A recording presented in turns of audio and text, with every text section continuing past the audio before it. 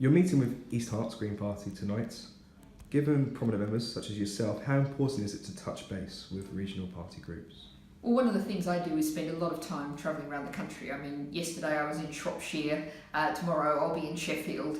And I think the Green Party is, by its very structure, decentralised power rests with local parties.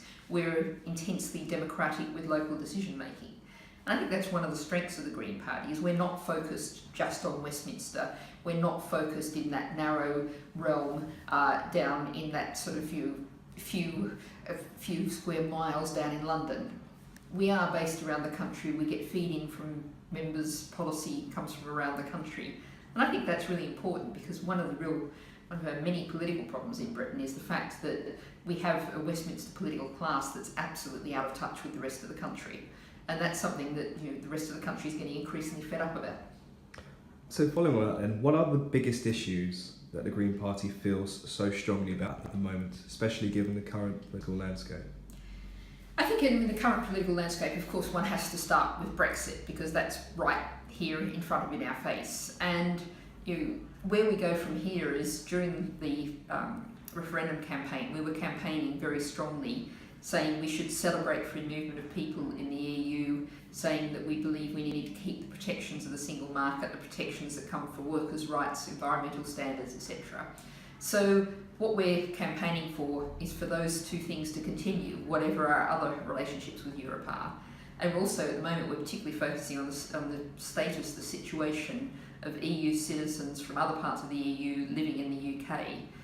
I think it's absolutely disgraceful that the Tories have said they want to use those as a bargaining chip. These are people, their lives, their children in school, they're people who've settled in Britain, devoted their lives to Britain, community, and they're just being left in a state of uncertainty, and that's utterly unacceptable. And of course, the other side of this is a great many Britons living in continental Europe who were stuck in the same situation. So, in the immediate future, we really should be telling those EU citizens, if you've made your life here, you can stay here, stable, secure. So that's Brexit. On a broader scale, well, I've just come back from the climate change talks in Marrakesh, and obviously, it's very clear the Arctic sea ice is at really terrifying low levels. We need to act now. But what's also clear is that we can acting on climate change, acting on other environmental problems in a way that also improve our society as a whole. So, things like if we insulate homes, treating them as part of our national infrastructure, then everyone has a warm, comfortable, affordable to heat home. That could create tens of thousands of jobs, huge numbers of small business opportunities. It would lift most people out of fuel poverty and cut our carbon emissions.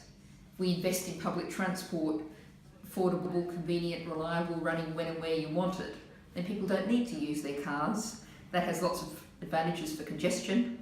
There isn't congestion for people who absolutely have to have their cars. Trays woven with 3 ladders on the roof. It cleans up our air, makes the streets more pleasant for walking and cycling, makes the streets better for communities, people relating to each other across communities. So the things we need to do for the environment, the actions, the plans, the policies, are also things that can improve our quality of life, improve our economy, improve our society. So on the back of that then, how can the Green Party improve its popularity with people? How can they persuade people to look to them rather than perhaps the main choice parties, if you say, of Labour, Conservatives, and even the Lib Dems prior to the 2015 general election? Well, I think one of the things about the Green Party people are increasingly appreciating is that we're solid, reliable, consistent. Our values, our principles don't shift around with the political winds, don't rely on the results of the last focus group. You always know where the Green Party stands. And also, we're saying that we have to live with the environmental limits of our one fragile planet.